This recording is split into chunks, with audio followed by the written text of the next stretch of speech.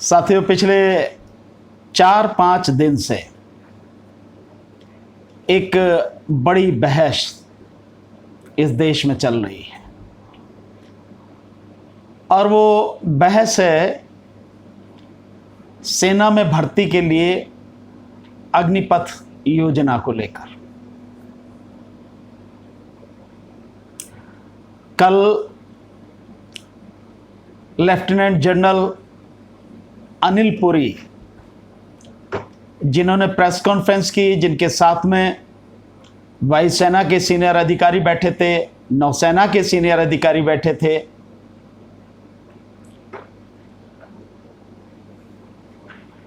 उन्होंने अपनी press conference में एक बात बिल्कुल क्लियर कर दी कि उनके हिसाब से, सरकार के हिसाब से ये योजना वापस नहीं होगी। और आज समाचार आ रहा है कि इस योजना के लिए सूचना भी जारी कर दी गई है, नोटिफिकेशन भी जारी कर दिया गया है। जुलाई से इसकी प्रक्रिया शुरू भी हो जाएगी। थल सेना की तरफ से,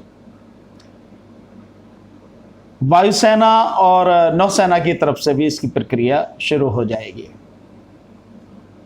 तकरीबन 46,000 अग्निवीर इस योजना के तहत लिए जाने हैं। करीब 40,000 थल सेना में और 3-3 हजार के लगभग वायुसेना और नौसेना में। बड़ी धूमधाम के साथ, बड़े विश्वास के साथ सरकार की तरफ से न केवल इस योजना की घोषणा की गई, बल्कि सैनिक अधिकारियों के माध्यम से, जैसे व्यापारी अपने किसी प्रोडक्ट को, अपने किसी उत्पाद को, अपने किसी सामान को बेचता है और उसकी खूबियां बताता है, ठीक इसी तरह से सेना के माध्यम से, सेना के अधिकारियों के माध्यम से इसकी खूबियां बताई जा रही हैं, इस प्रोडक्ट को बेचा जा रहा है। चारों तरफ चर्चाएं हो रही हैं, लेकिन सरकार पहले की तरह जैसे जिद्दी होती है वैसे ही काम कर रही है। इसमें सबसे बड़ी जो दुखद बात है वो ये है कि मोदी, प्रधानमंत्री मोदी बिल्कुल शांत हैं, चुप हैं, मुंह पे ताले लगे हुए हैं, जैसे गूंगे बहरे बन गए। और अब रक्षा मंत्री भी शांत हैं। लेकिन जो भी सारी चीजें अब सामने आ रही हैं, उसको पेश करने की जिम्मेदारी सेना को सौंप दी गई है। भारत के इतिहास में यह पहली बार है कि सेना में कोई नौकरी निकाली जा रही है और उसको बताने के लिए, उसके प्रचार प्रसार के लिए, उसकी सेल्स के लिए जो है सेना का उपयोग किया जा रहा है। सैनिक अधिकारी आके बता रहे हैं, ऐसे जैसे पॉलिटिशियंस बताते हैं। पहली बार ये ऐसा हो रहा है। अब बड़ी बड़ी खूबियां बता रहे हैं कि इसमें इतना पैसा मिलेगा और साथ में, पैसे के साथ साथ में आपको और भी चीजें हैं, जैसे जो कैंटीन है, सेना की कैंटीन, उससे सामान खरीदने का अधिकार भी आपको होगा, आपको वर्दी अलाउंस भी मिलेगा, हार्डशिप अलाउंस भी आपको मिलेगा, और अगर इन 4 साल में आप शहीद हो जाते हैं तो आपको 1 करोड़ का, आपके परिवार को इंश्योरेंस भी मिलेगा, मुआवजा बोलें जिसे। और इसके साथ साथ अगर आपको चोट लगती है, 75% आपकी डिसेबिलिटी है, तो 25 लाख रुपए मिलेंगे, और अगर 50% है तो आपको 15 लाख रुपए मिले। साथ में जो एडवर्टाइजमेंट है उसमें कहा गया कि 4 साल बाद जब आपको सेना से निकाल दिया जाएगा तो आपको 10,71,000 रुपए मिलेंगे। कोई कह रहा है कि आपको 20 लाख रुपए मिलेंगे। तो एडवर्टाइजमेंट में जो है 10,71,000 और कोई कह रहा है कि 20 लाख। ये अंतर कैसे है, कैसे जोड़ते हैं? एक सज्जन कह रहे हैं, वैसे तो बीजेपी के सारे ही ऐसे हैं, पर फिर भी एक कह रहे हैं कि आदमी इतना बचा लेगा, जो उसको तनख्वाह मिलेगी उस तनख्वाह में से कम 8-10 लाख रुपए वो बचा लेगा। इसलिए लगभग 11 लाख रुपए वो जो उसे नौकरी जब उसकी खत्म हो जाएगी, 4 साल बाद उसकी ठेका खत्म हो जाएगा, तो 11 लाख के लगभग वो 10,71,000 और तकरीबन 8-9 लाख ये, तो इस तरह से मिला के 20 लाख रुपए हो जाएंगे। और 24 साल की उम्र में अगर आप 17.5 साल, जैसे उम्र रखी गई है कि 17.5 साल से 21 साल की उम्र रखी गई है अग्निवीरों के लिए, जिससे वो इस अग्निपथ योजना में शामिल हो सकेंगे। दूसरे दिन बना देंगे, जब आंदोलन हुआ तो 21 को 23 कर दिया गया।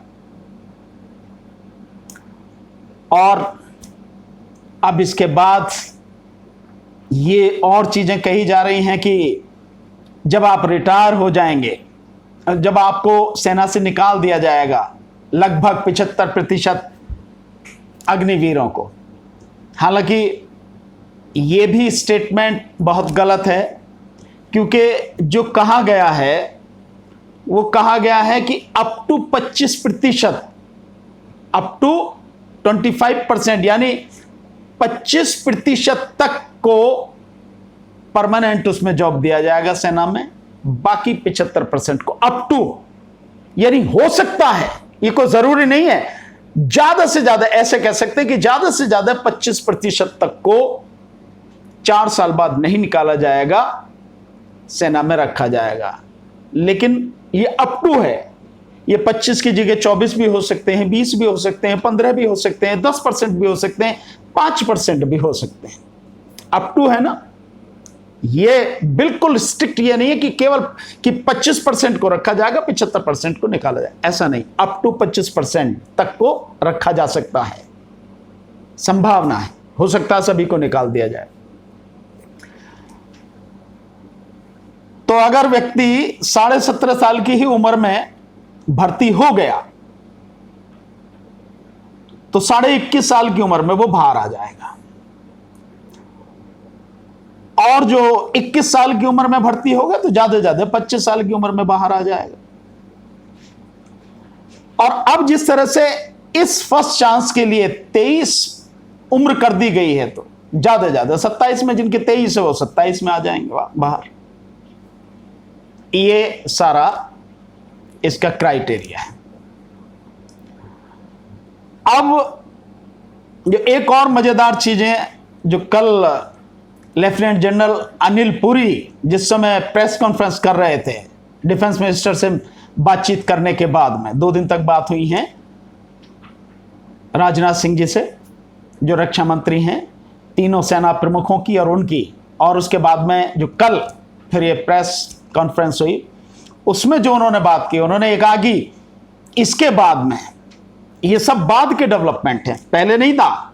बाद के डेवलपमेंट में क्या हुआ, उम्र 21 से 23 कर दी गई, और अब ये कहा गया कि गृह मंत्रालय के माध्यम से कि जो केंद्रीय पुलिस बल हैं, अर्धसैनिक बल हैं, यानी जैसे CISF है, CRPF है, BSF है, ये जो हैं, इनमें 10% तक आरक्षण दिया जाएगा। इन सारी चीजों को एनालाइज करने की, इनका परीक्षण करने की जरूरत है। तो इसको एक एक करके इसका परीक्षण करते हैं साथियों। इसके कई एस्पेक्ट हैं, मैं एक एक करके आपको बताऊंगा। ये जो, और इसके साथ साथ लेफ्टिनेंट जनरल अनिल पुरी ने एक बात और कही कि राज्यों से भी यह कहा जाएगा, और राज्यों से मिल भी रहा है फीडबैक, राज्य कह भी रहे हैं कि हम उन्हें अपने यहां पर सेना में, अपने यहां पर पुलिस में उनको नौकरी में लेंगे। आज एक और चीज, आज ही आई है कुछ उद्योगपतियों ने भी कहा है कि हम इनको अपने उसमें लेंगे। और कल एक और चीज आई है कि जो फिक्की है, जो उद्योगपतियों की दो बड़ी संस्थाएं हैं हमारे देश में, एक फिक्की और एक CII, chamber of Indian industries करके है। तो ये जो दो बड़ी संस्थाएं हैं CII और फिक्की, इन्होंने कहा है कि जो well trained, well disciplined, skilled जो सैनिक, ये अग्निवीर बाहर आएंगे, हम इंडस्ट्री जो है उनका स्वागत करेगी, उनको लेगी। पहली चीज समझने की यह है साथियों कि जो गृह मंत्रालय की तरफ से कहा गया है कि उनको केंद्रीय सुरक्षा बलों में यानी अर्धसैनिक बलों में, जैसे मैंने बताया CRPF, CISF, BSF वगैरह, इनमें असम राइफल्स में, इनमें लेंगे, और साथ में राज्यों में पुलिस राज्यों की जो है उसमें उनको प्राथमिकता दी जाएगी, 10% आरक्षण दिया जाएगा। मध्य प्रदेश का एक उदाहरण है जिससे हर चीज आपको बिल्कुल क्लियर हो जाएगी, किस तरह से सरकार झूठ बोलती है, गुमराह करती है। हालांकि मोदी सरकार के विषय में और प्रधानमंत्री मोदी के विषय में कुछ भी कहने की जरूरत नहीं, झूठ के अलावा कुछ बोलते नहीं। हर चीज आपके सामने है, जो शुरू से लेकर आखिर तक उन्होंने बोला, और वो झूठ के अलावा कुछ नहीं था। 2 करोड़ रोजगार की बात थी। अभी खुद उनके एक मंत्री जो बिहार के उप मुख्यमंत्री रहे, सुशील मोदी, वो कहते हैं कि प्रधानमंत्री ने अपने 7 साल के कार्यकाल में 6,98,000 नौकरियां दी। 6,98,000, यानी 8 साल में आप 8 लाख नौकरियां भी दे नहीं सके। वादा किया था 2 करोड़ नौकरियां 1 साल में देने का। तो प्रधानमंत्री के विषय में कुछ और कहने की जरूरत नहीं। दूसरी बात, मध्य प्रदेश में अभी 60,000 पुलिस वालों की भर्ती हुई। जो वहां पर भूतपूर्व सैनिक हैं उनके लिए 10% जो आरक्षण की बात है, जैसा अब कहा जा रहा है इन अग्निवीरों के लिए, तो उनके लिए 10% आरक्षण की बात थी। तो 60,000 में से 6,000 भूतपूर्व सैनिकों को लिया जाना था। आपको मालूम है कितने लोग लिए गए? मात्र 6। ये इनके कहने और करने में कितना जमीन आसमान का अंतर है, इस बात का अंदाजा आप लगा सकते हैं। कहा जा रहा है आपको, लेकिन लेंगे नहीं, किसी कीमत पर भी नहीं लेंगे। ये केवल झूठ बोलते हैं, झूठ के अलावा कुछ नहीं बोलते हैं। दूसरी बात, इसको थोड़ा सा समझने की कोशिश करते हैं कि जो 46,000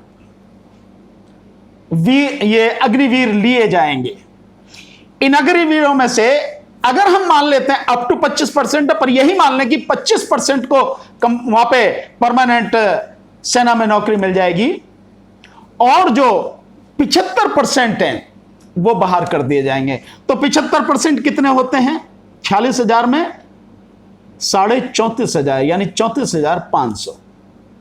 तो जो 10% अर्धसैनिक बलों में आरक्षण की बात वो कर रहे हैं, तो क्या ये सारे के सारे 34,500 लोग भर्ती किए जाएंगे उसमें हर साल?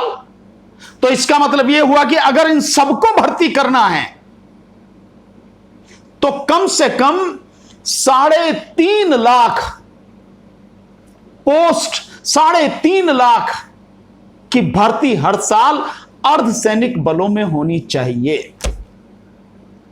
आप समझते हैं कि हो नहीं सकती। झूठ, कोरा झूठ। अगर अर्धसैनिक बलों में ही इतनी की भर्ती होती तो फिर सेना में क्यों नहीं कर लेते?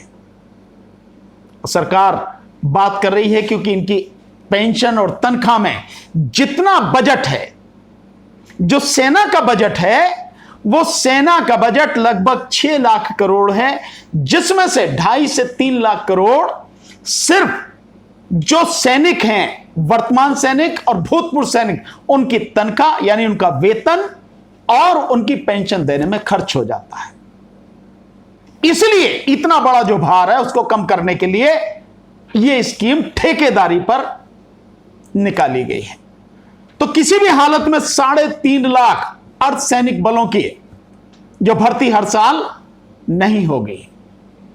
अब यह बताएं, अब इसको हम दूसरे तरीके से देखते हैं कि जितनी भर्ती होगी, माना 50,000 की होगी, 60,000 की होगी, इतनी भी होगी नहीं, तो इतनी जो होगी, मान लीजिए एक बार को कि 50,000 लोगों की 50,000 की भर्ती अर्धसैनिक बलों में हर साल होगी, तो ये जो बाकी हैं 50,000 के हिसाब से 10% हो गया तो 5,000 लेने पड़ेंगे। अगर 5,000 लेते हैं तो निकले कितने हैं? 34,500। और 50,000 की भर्ती में 5,000 भी अगर 10% आरक्षण दे दिया, वो ले लिए, तो कितने आए? 5,000। 34,500 में से बचे कितने? 29,500। वो 29,500 कहां जाएंगे? 29,500 कहां जाएंगे? मैं लिख के दे सकता हूं, एक व्यक्ति को जॉब नहीं मिलेगा, एक भी व्यक्ति को। और इस पर जो पूरी सेना का अपमान किया जा रहा है, या अग्निवीर जिनको कह रहे हैं उनका जो अपमान किया जा रहा है, सैनिकों का जो अपमान किया जा रहा है बीजेपी के नेताओं द्वारा, बीजेपी के केंद्रीय मंत्रियों द्वारा, वो एक और बड़ी घटना है, बहुत शर्मनाक घटना है। बीजेपी के शायद महासचिव हैं, केंद्रीय महासचिव हैं विजयवर्गीय, कैलाश विजयवर्गीय। वो कहते हैं कि जो अग्निवीर आएंगे, अगर वो माना बीजेपी के दफ्तर में सिक्योरिटी की नौकरी मांगेंगे, तो मैं उनको प्राथमिकता दूंगा। यानी आपको बीजेपी के दफ्तरों में चौकीदार बनाया जाएगा, सिक्योरिटी गार्ड रखा जाएगा। और देश में जो हालत है उसके हिसाब से, यानी एक सैनिक, उसको चौकीदार के लिए बीजेपी के नेता कह रहे हैं। इससे भी आगे बढ़ के जो जी कृष्ण रेड्डी हैं, केंद्रीय मंत्री हैं, वो क्या कह रहे हैं? वो कह रहे हैं कि ये जो अग्निवीर आएंगे, ये अच्छे ड्राइवर होंगे, अच्छे इलेक्ट्रीशियन होंगे, अच्छे धोबी होंगे, अच्छे चौकीदार होंगे। ये जो चीजें कही जा रही हैं कि इनको जो है इसमें जॉब मिल सकता है, यानी कि ये एक सैनिक, जिसके लिए सेना में होना, एक सैनिक होना ही सबसे बड़े गर्व की बात, एक बड़े सम्मान की बात है, उसको बीजेपी के केंद्रीय मंत्री और बीजेपी के महासचिव करके नेता, राष्ट्रीय लेवल के नेता, एक चौकीदार, एक सिक्योरिटी गार्ड, एक धोबी, एक इलेक्ट्रीशियन और एक ड्राइवर, इसकी नौकरी तक ही वो सीमित रखे। और सुनने में एक बात और आई है, बड़ी गंभीर बात है साथियों। बीजेपी के एक एमपी हैं मिस्टर सिन्हा, उनकी एक सिक्योरिटी एजेंसी चलती है। सुनने में आया है कि ये जो योजना लाई गई है, ये ऐसे लोगों के द्वारा सजेस्ट किया गया है तो लाई गई है, ताकि उनके द्वारा सुझाव दिया गया है, उसके आधार पर लाई गई है, ताकि एक अच्छे उनको सिक्योरिटी गार्ड के लिए लोग मिल सकें, ट्रेंड लोग मिल सकें। आप समझ रहे हैं किस तरह की स्थिति है। बहुत बड़े एक पत्रकार हैं शीतल पी सिंह जी, उन्होंने, शीतल पी सिंह जी ने ये बात कही है एक मीडिया को, एक यूट्यूब चैनल पर वार्ता के दौरान। तो आप समझ सकते हैं क्या स्थिति है। तो क्या मतलब जो सेना में देश की रक्षा के लिए लोग गए हैं, आने के बाद में 4 साल बाद जब उनका ठेका खत्म हो जाएगा, उन्हें निकाल दिया जाएगा, तो उन्हें इन कारपोरेट हाउस में, इन उद्योगपतियों में, यहां इनके यहां चौकीदारी की नौकरी मिलेगी, सिक्योरिटी गार्ड की नौकरी मिलेगी। यह सम्मान है। बड़ा बड़ा प्रलोभन दिया जा रहा है, कहा जा रहा है कि जो भी लोग होंगे, अब तो निकाल भी दिया ऐड, उसमें कहा कि जो 8वीं और 10वीं पास हैं उनको लिया जाएगा। और 10वीं पास भी है तो उनको जब 4 साल होकर आएंगे तो उनको 12वीं क्लास पास करने का सर्टिफिकेट दिया जाएगा, ताकि वो आगे बीए में एडमिशन ले सकें अगर पढ़ना चाहें तो। कितनी बढ़िया स्कीम आपको चलाई जा रही, दिखाई जा रही है। और यह पहली बार है भारत के इतिहास में कि सेना में भी ठेकेदारी प्रथा जो है मोदी सरकार लागू कर रही है। ठेकेदारी प्रथा, जब ठेकेदारी प्रथा के विरोध में लगातार आंदोलन कर रहे थे, हमने भी कई आंदोलनों में भाग लिया। दिल्ली में आज भी आंदोलन चल रहा है। जो एमसीडी में ठेका प्रथा है उसके लिए, उसको खत्म करने के लिए आज भी आंदोलन चल रहा है। सड़क पर लोग आंदोलन कर रहे हैं। हो क्या रहा है कि क्लास 4th यानी डी की जितनी भी भर्तियां हैं वो सारी की सारी सब ठेके पर कर दी गई।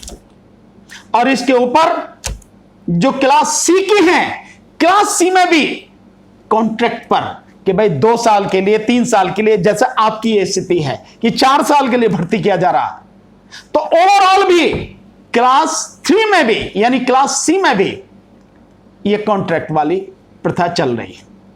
और कॉन्ट्रैक्ट में क्या होता है आप सब समझ रहे हैं, नहीं है तो समझ में आ जाएगी आने वाले समय। अब रही बात यह कि ये जो मैंने आपको बता दिया कि सरकार झूठ बोल रही है, आपको कहीं नौकरी नहीं मिलेगी। 4 साल आने के बाद में जो कह रहे हैं आपको कि आपको अर्धसैनिक बलों में प्राथमिकता देंगे, पुलिस में प्राथमिकता देंगे, कहीं नहीं देंगे। पिछले कई साल से लगातार ये भर्ती जो है पूरी तरह से बंद है।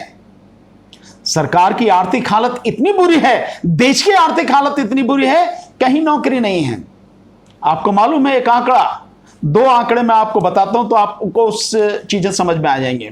एक एजेंसी है जिसका कहना है कि देश में 90 करोड़ लोग रोजगार करने के काबिल हैं, लेकिन बड़ी दुखद स्थिति है कि 45 करोड़ लोग रोजगार उन्हें मिल सकेगा इस देश में आज की तारीख में कहीं भी, ये आस ही छोड़ सके हैं, ये उम्मीद ही छोड़ चुके हैं। उन्हें उम्मीद ही नहीं है कि उन्हें किसी को भी रोजगार मिल जाएगा।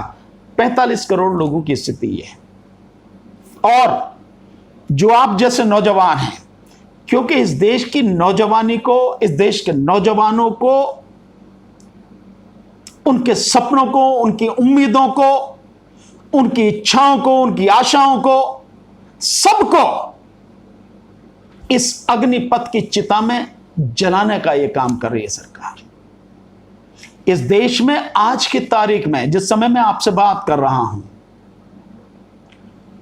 करीबन 22 करोड़ लोग बेरोजगार हैं। और जिनमें से 22 करोड़ में से 6 करोड़ के लगभग 6 करोड़, पौने 6 करोड़ के लगभग वो लोग हैं जो सेना में जाना चाहते हैं। आप समझ रहे हैं, जो सेना में जाना चाहते हैं। लेकिन सरकार ने क्या योजना लाए हैं, क्या योजना लेकर आई है, आपके सामने है। और एक बहुत बड़ी मजेदार बात कि ये जो योजना है, इस योजना से पहले जो नौजवान साथी हमारे पहले अपना फिजिकल टेस्ट पास कर चुके हैं, मेडिकल टेस्ट पास कर चुके हैं, उन्हें केवल रिटन देना था, उसके बाद उनका रिजल्ट आके उन्हें ज्वाइन करना था। अब वो सारा सब कुछ खत्म कर दिया गया है। यानी कि जिन्होंने मेडिकल टेस्ट पास कर लिया था, फिजिकल टेस्ट पास कर लिया था, ऐसे हजारों लाखों नौजवान जो हैं, अब उनको दोबारा से फिजिकल भी देना पड़ेगा, मेडिकल भी देना पड़ेगा और वो भी देना पड़ेगा रिटन टेस्ट भी। तो यानी कि पहले की उनकी जो मेहनत थी सब मिट्टी में मिला दी सरकार।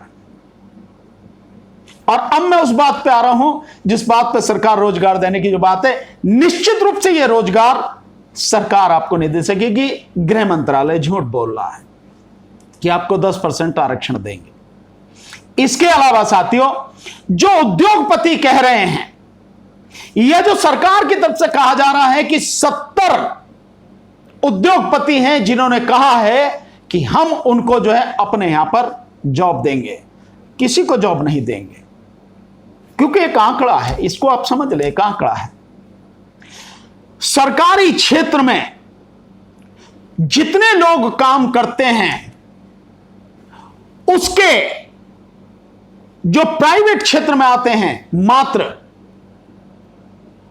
20% लोग ही उस सारे काम को संभालते हैं। बल्कि एक जगह तो यह भी है आंकड़ा कि अगर सरकारी क्षेत्र में 20 लोग काम कर रहे हैं तो प्राइवेट में उस काम को करने के लिए केवल और केवल 1 या 2 लोग रखे जाते हैं। आप समझ लें इसको, 1 या 2 लोग, यानी मात्र 10%। पर एक बहुत मोटा आंकड़ा है जिसको सरकार भी मानती है कि अगर प्राइवेट क्षेत्र, अगर सरकारी क्षेत्र में 100 लोग काम कर रहे हैं और वही संस्था या वो उद्योग या वही जो इंडस्ट्री है वो अगर प्राइवेट हाथों में चली जाए तो वो 100 लोगों की जगह ज्यादा से ज्यादा 20 लोग काम करेंगे, 80 लोग बेरोजगार हो जाएंगे। यही सब कुछ चल रहा है। देश को जिस तरह से बेचा जा रहा है इसी तरह से बेरोजगारी बढ़ती चली जा रही है। तो जब जो प्राइवेट हैं उनका सबसे पहला काम है कि अधिक से अधिक लोगों को बाहर करो, कम से कम लोगों से काम लो और टेक्नोलॉजी से काम लो, तो तुम्हें नौकरी कहां से देंगे वो?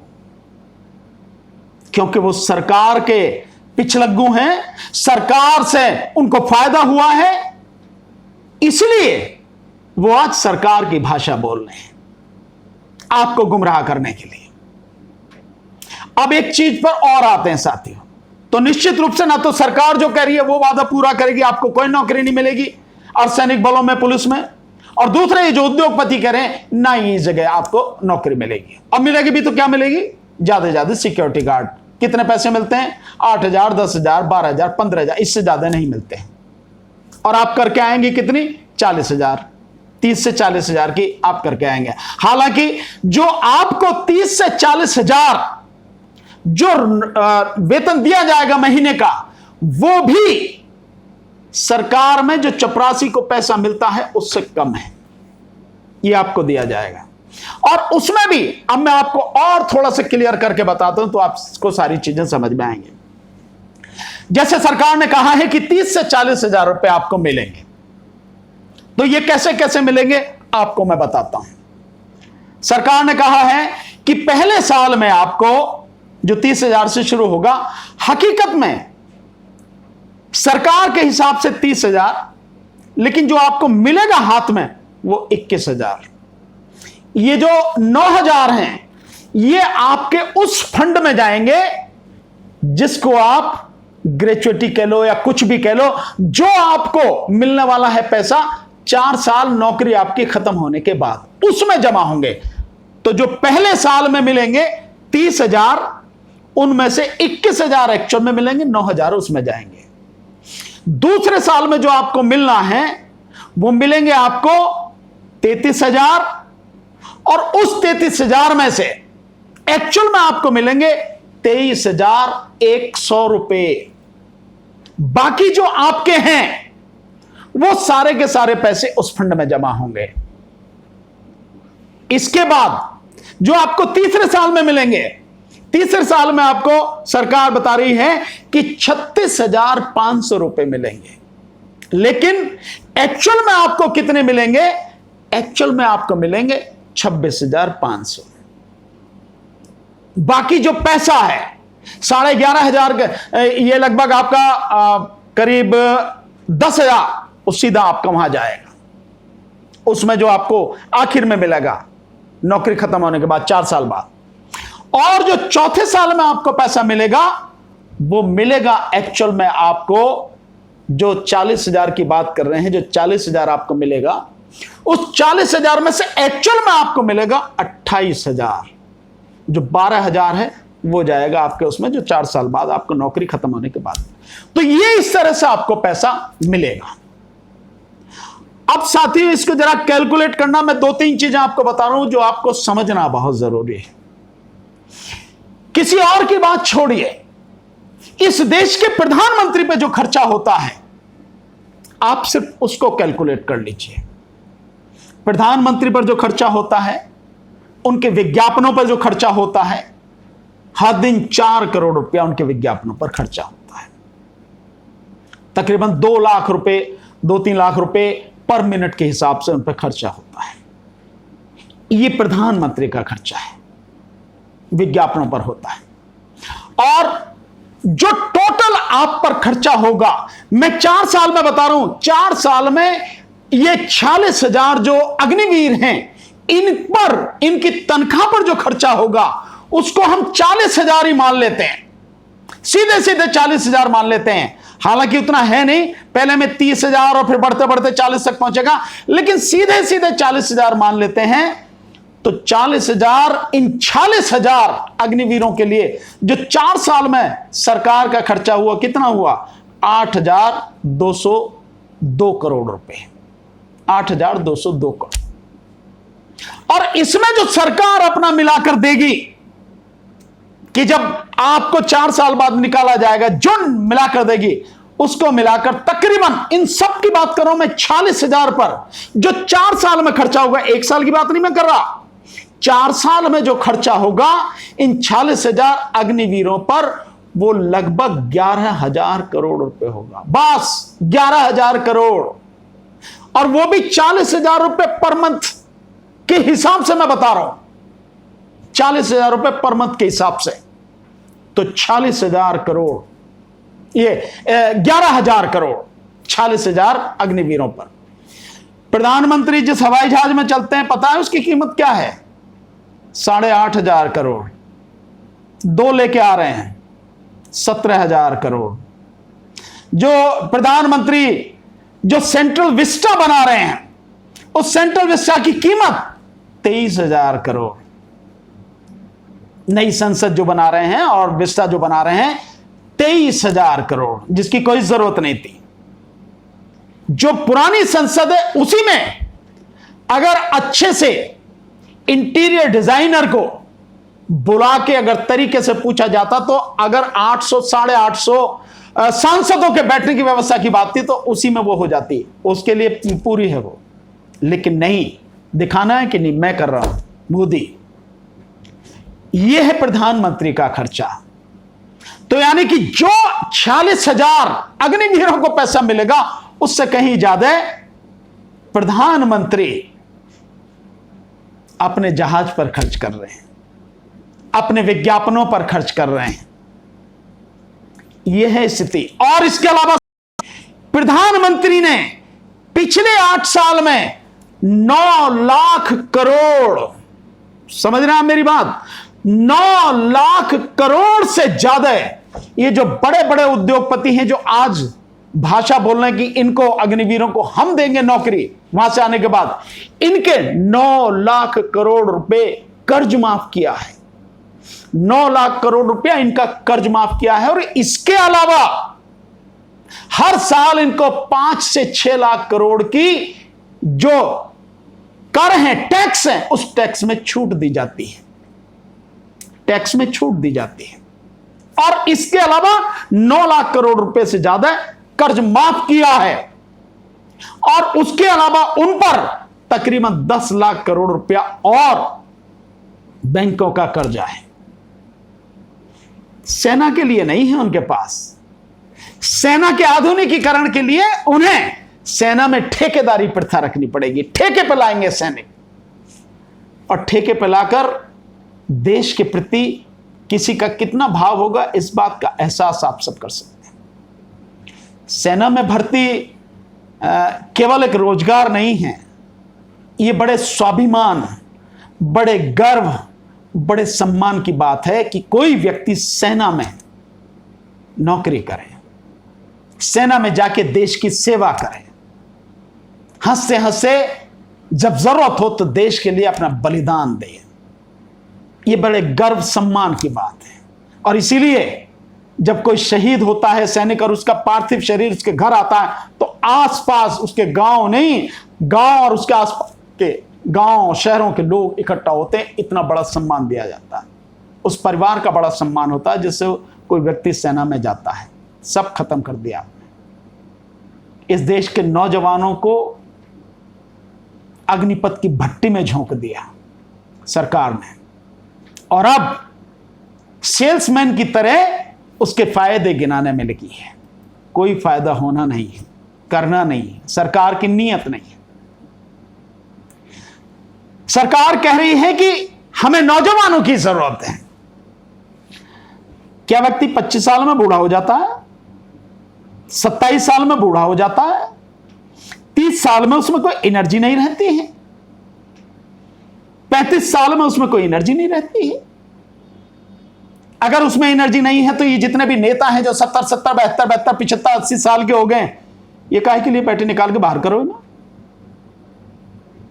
और ये जो ऑफिसर्स हैं जो 60 साल तक के हैं, इवन जो सेना में भी जो ऑफिसर्स हैं जो 60 साल तक सर्विस कर रहे हैं, क्या जरूरत है इनकी? निकाल के बात करो, सेना में है ना।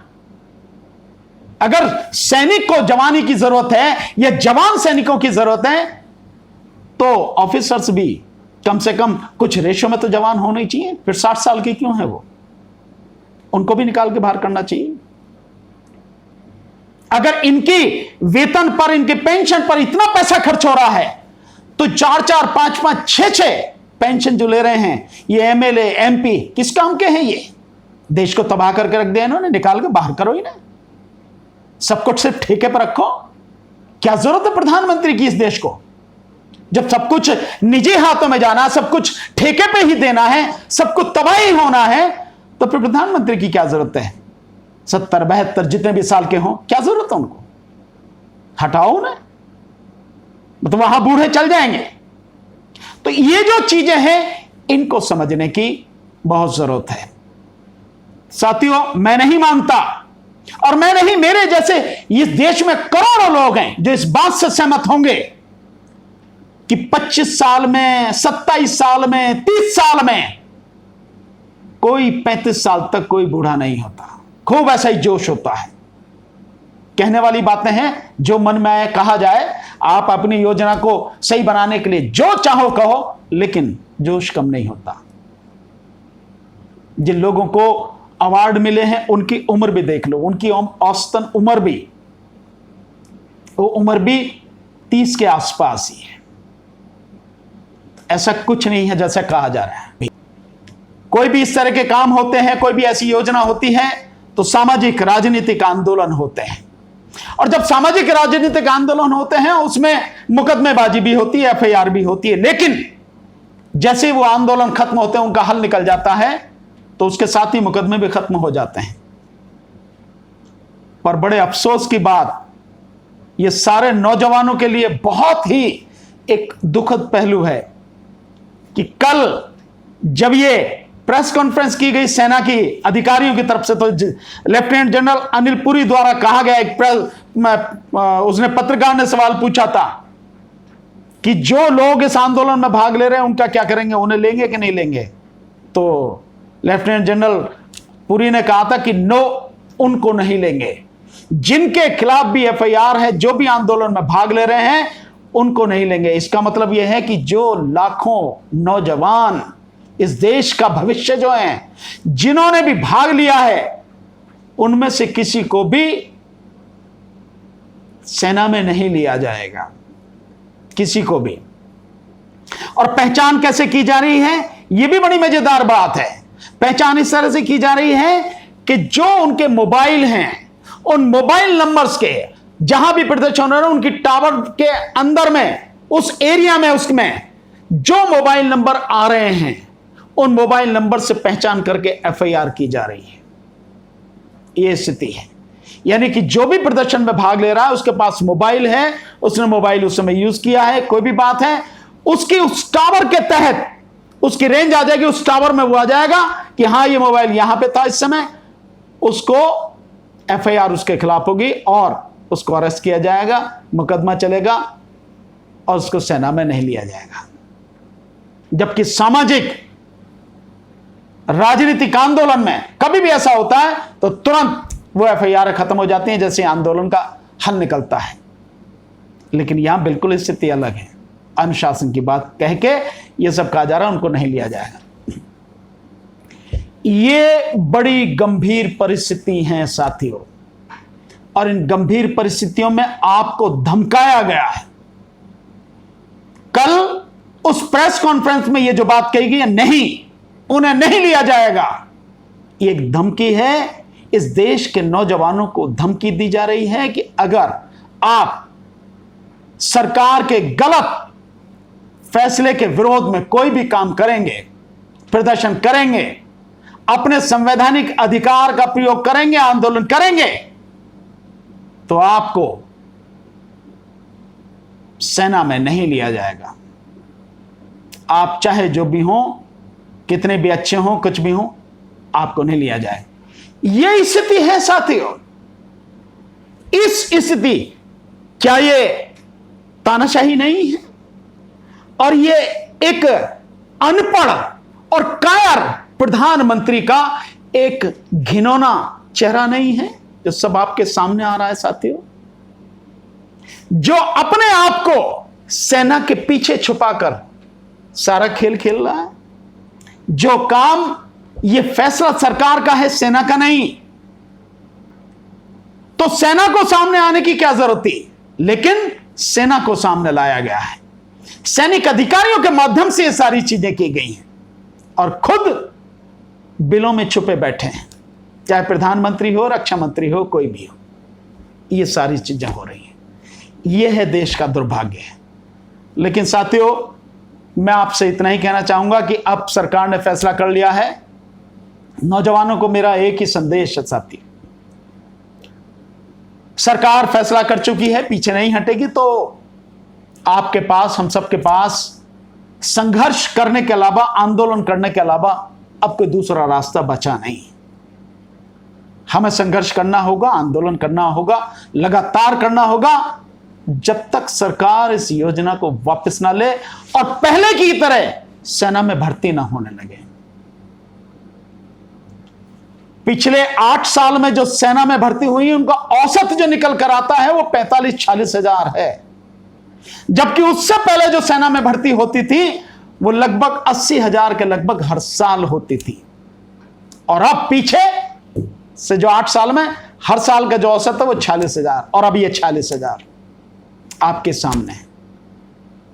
लगभग 60 से 70 हजार के बीच में सैनिक हर साल रिटायर हो रहे हैं। इस समय भी तकरीबन 1.25 लाख सैनिकों की भर्ती की जरूरत है। 1.25 लाख नौकरियां खाली पड़ी।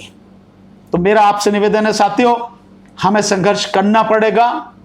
आप सबको इकट्ठा होकर, मिलकर, तालमेल के साथ संघर्ष करना पड़ेगा। लेकिन संघर्ष पूरी तरह से शांतिपूर्वक होना चाहिए। संघर्ष पूरी तरह से प्रजातांत्रिक तरीकों से होना चाहिए। संघर्ष और आंदोलन पूरी तरह से संवैधानिक तरीकों से होना चाहिए। जैसे पहले के आप 2 कम से कम आंदोलनों के विषय में मैं आपको बता सकता हूं, जिसमें मैं पूरी तरह से शामिल रहा हूं। एक CNRC का आंदोलन, बहुत बड़ा आंदोलन था, पूरे देश में था। सरकार की हिम्मत नहीं है कि कानून पास कराने के बाद भी आज भी उसे लागू कर सके। कोरोना की आड़ में उस आंदोलन को खत्म किया गया। लेकिन आंदोलन पूरी तरह से शांतिपूर्वक, प्रजातांत्रिक तरीके से, लोकतांत्रिक तरीके से, पूरी तरह से अहिंसक आंदोलन था। ठीक इसी तरह से 13 महीने चला किसानों का आंदोलन, पूरी तरह से लोकतांत्रिक तरीके से था, संवैधानिक मर्यादाओं के अनुकूल था, अनुरूप था, पूरी तरह से शांतिपूर्वक था और पूरी तरह से अहिंसक था। और आखिर में इसी सरकार ने, इसी प्रधानमंत्री ने किसानों के सामने घुटने टेके और कृषि कानूनों को वापस लिया। यह निश्चित रूप से मुझे विश्वास है कि अगर हमने ईमानदारी से आंदोलन किया तो यह योजना भी वापस होगी। मतलब ही नहीं है कि ना हो। बेशक कितने भी कहते हैं कि हमने नोटिफिकेशन निकाल दिया, हमने जारी कर दिया, हम जुलाई से शुरू कर रहे हैं और दिसंबर में इसकी पहली जो भर्ती शुरू हो जाएगी और उसके बाद जो बैच है वो अगले जून से जो काम करना शुरू कर देगा। बेशक कुछ भी कहते रहे सैनिक अधिकारी या जो भी है, सरकार जो चाहे कह ले, लेकिन अगर आंदोलन तरीके से किया गया तो निश्चित रूप से यह योजना वापस होगी, सरकार को वापस लेनी पड़ेगी। पर शर्त वही, अहिंसक रूप से काम करें। और एक चीज और आपसे कह रहा हूं साथियों, आप ही लोग थे जो इनको वोट देते रहे, आप ही लोग थे जो इनके हिंदुत्व के एजेंडे में शामिल होते रहे, आप ही लोग थे जो इनके अंधभक्त बने रहे। अब देख लिया आपने कि किस तरह से कितने सुनियोजित तरीके से, कितने घिनौने तरीके से इस देश के नौजवानों का भविष्य, उनकी उम्मीदें, उनके सपनों को जलाकर राख कर दिया। ये योजना अग्निपथ योजना भर्ती की योजना नहीं है। ये योजना इस देश के नौजवानों के भविष्यों को जलाने वाली, उनकी धधकती चिता की योजना है। और 1 रैंक 1 पेंशन की बात चली थी, या तो खत्म कर दिया, नो रैंक नो पेंशन। और एक मजेदार बात याद आ गई मुझे कि आप जो सामान्य सैनिक जो होते हैं उस तरह का भी आपको दर्जा मिलेगा नहीं।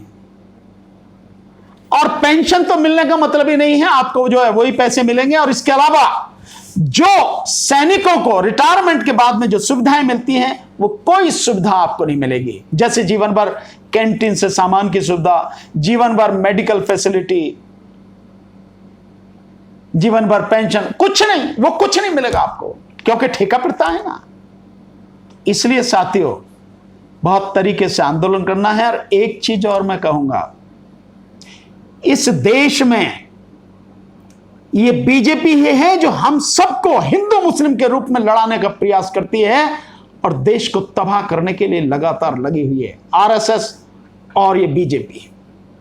जब तक आप आरएसएस और बीजेपी के बहकावे में आते रहोगे, हिंदू मुस्लिम की इस लड़ाई में अपने आप को शामिल करते रहोगे, आप सबका यही हश्र होगा। ये किसी के नहीं है, किसी के सगे नहीं है। प्रधानमंत्री मोदी का तो सीधा ही है कि हम दो और हमारे दो, मोदी खुद और अमित शाह और दोनों अंबानी और अडानी, बाकी कुछ और उद्योगपति नहीं और कुछ नहीं। बाकी देश भाड़ में जाए, कोई लेना देना, देशवासी भाड़ में जाए, कोई लेना देना नहीं है।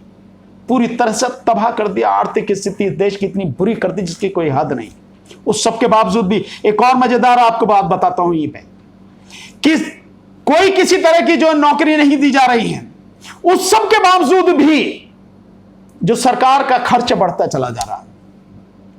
यानी कि सरकार में बैठे हुए जो मंत्री हैं, एमपी हैं, एमएलए हैं, जो और सारे आईएएस आईपीएस ऑफिसर्स हैं, इनके लिए सब सारी सुविधाएं सब बढ़ती चली जा रही हैं, कोई दिक्कत नहीं है, खर्च बढ़ता चला जा रहा। लेकिन सेना को कमजोर करना, सेना को अपमानित करना, यह कहां की रीत है? उसके लिए इनके पास पैसा नहीं है। क्या फर्क पड़ता है अगर 6 लाख करोड़ में से 3 लाख करोड़ भी, 2.5 से 3 लाख करोड़ इस देश के सैनिकों के वेतन और पेंशन में चला जाता, तो क्या फर्क है? उस देश के तो लोग हैं, उन्होंने अपना पूरा जीवन उसके लिए लगाया, देश के लिए लगाया, देश की सेवा में लगाया, सेना में सेवा की है उन्होंने। अगर उनको ये वेतन और पेंशन मिलता तो इसमें क्या बुरा क्या है? इधर उधर जो खर्चे किए जाते हैं उन सबको हटा के, जो बेकार के हैं उनको हटा के, इसमें जो आप टेक्नोलॉजी अगर आप लाना चाहते हैं सेना में, तो उसमें लगाइए आप, वो पैसा वहां से यहां लाइए, करिए आप इस खर्च को बढ़ाकर। जो सेना का बजट है उसे करिए आप 6 लाख की जगह उसे 8 लाख करिए, 8 लाख करोड़ कीजिए, तो 2.5 लाख उसमें जाएगा, उसका बढ़ेगा टेक्नोलॉजी। और इससे ज्यादा है जो बेईमानी और भ्रष्टाचार है आप में, उस भ्रष्टाचार को खत्म कीजिए ना, उस बेईमानी को खत्म कीजिए ना, जो सरकारी पैसे की लूट मचा रखी है उसको खत्म कीजिए ना, अपने आप ही सब कुछ ठीक हो जाएगा। तो ये जो चीजें हैं इनको देखने की जरूरत है। और आखिर में संदेश ये दूंगा साथियों कि जब तक इस देश में भाजपा को उखाड़ के आप नहीं फेंकोगे, आपकी समस्याओं का समाधान नहीं होगा। चाहे आप नौजवान हो, चाहे किसान हो, चाहे मजदूर हो, या कोई भी हो, आपकी समस्याओं का समाधान नहीं होगा। इसलिए अगर देश की अपनी समस्याओं का समाधान चाहते हो तो बीजेपी को उखाड़ कर फेंको। 2024 का चुनाव सामने है, इसको उखाड़ कर फेंको। और बीजेपी को उखाड़ कर फेंकने के लिए एक ही चीज है, पहले ईवीएम को उखाड़ कर फेंको। ईवीएम के आंदोलन में हमारा साथ दो, जो हम हस्ताक्षर अभियान चला रहे हैं उसमें हमारा साथ दो। और जो आगे आने वाले समय में हम ईवीएम के विषय में जो आंदोलन करेंगे पूरे देश भर में, उस आंदोलन में हमारा साथ दो। ईवीएम नहीं हटेगा, बीजेपी को आप नहीं हटा सकते, बीजेपी नहीं हटेगी, बीजेपी नहीं हटेगी। आपकी समस्याएं कम नहीं होंगी बल्कि आपकी समस्याएं बढ़ेंगी। खत्म होने की तो बात ही छोड़ दो, आपकी समस्याएं बढ़ेंगी। कितने गुना बढ़ेंगी आपको पता नहीं है, इसका अंदाजा भी नहीं है, एहसास भी नहीं है। इसलिए बीजेपी को उखाड़ फेंकने के लिए ईवीएम को हटाना बहुत जरूरी है।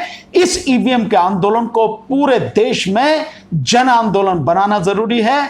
और एक बार ईवीएम हट जाएगी, बीजेपी ताश के पत्तों की तरह बिखर जाएगी। अब फिर उसके बाद बीजेपी और आरएसएस को इस देश से उखाड़ के फेंकना है पूरी तरह से। तब आपकी समस्याओं का समाधान होगा।